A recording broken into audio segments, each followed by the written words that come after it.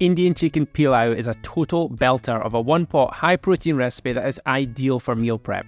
You've probably come across it in takeaways or restaurant, but it's actually really easy to make at home.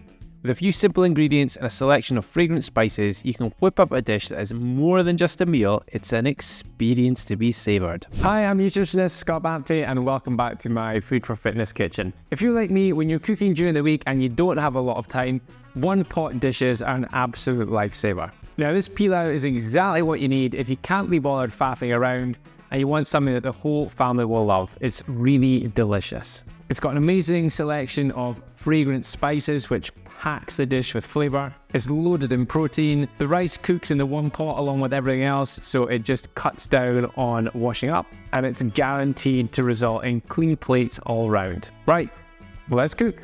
So one of the big flavours in this chicken pilau comes from the slowly cooked onions. We're not just quickly frying them, we're going to cook them for about 15 minutes to really release a lot of delicious flavour. So in a large frying pan on a low to medium heat, add some butter and then your whole spices. We're using cardamom pods, cloves and fennel seed.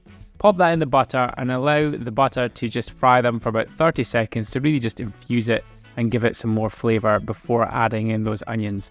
And we're going to cook these onions for about 10 to 15 minutes, nice and slowly, to let them release lots of flavour, let them reduce some of their moisture, and they'll just taste delicious. Cooking them slowly is a much tastier way to do it. Also, at this point in the video, it'd be fantastic if you could click that like button. It really helps me out with the growth of the channel. Doesn't cost you anything, and yes, you'll be a legend in my book if you do so.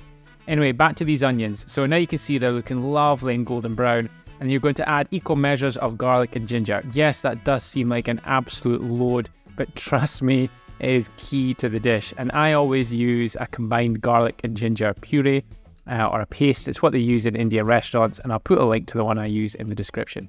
Then we're going to add the ground spices. We're using cinnamon, some chili powder, along with ground coriander, some cumin, and some ground turmeric.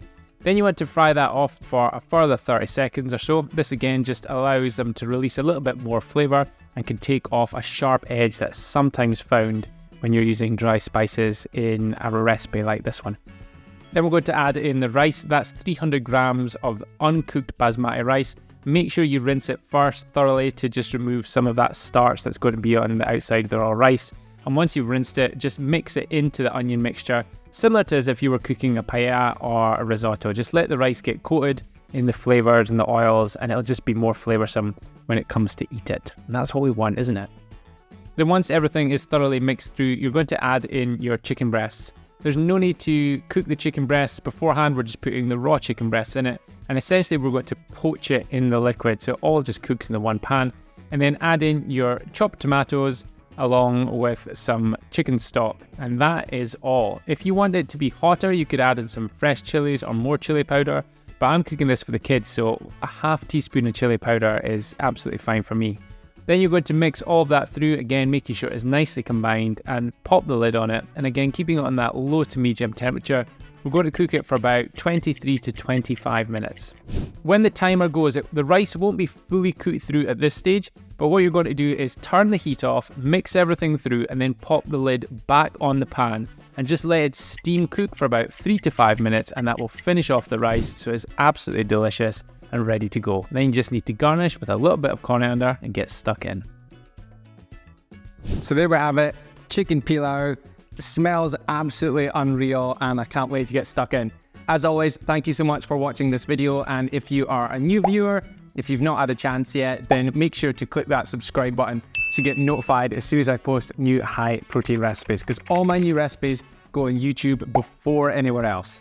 Anyway, I'm going to go and eat this. I'll speak to you later.